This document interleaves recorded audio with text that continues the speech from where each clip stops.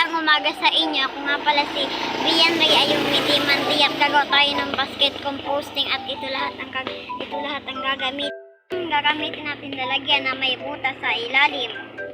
At ito lahat ang gagamitin natin. Ito yung dahon, eggshell, lupa, balat ng prutos at gulay at tubig. At ang uunahin natin na ilalagay ay lupa.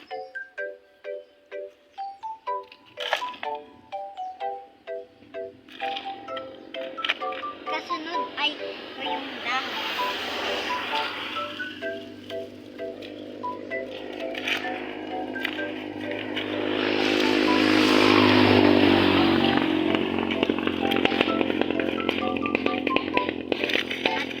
Kasunod ay eggshell.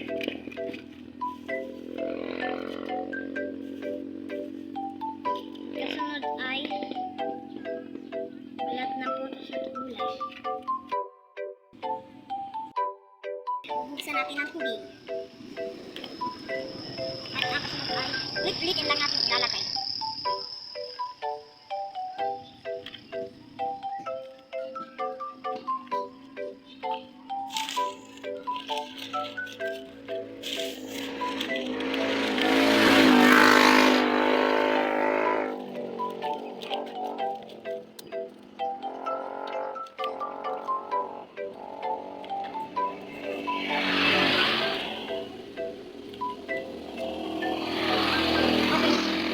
Lagyan ulit natin ng lupa hanggang sa mapuno.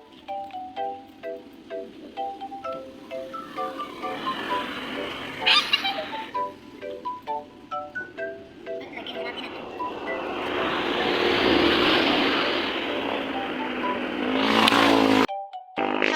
I-preserve natin ng isang buwan at pwede na natin gamitin ng pampataba. Ang ginawa nating basket composting at salamat sa panonood.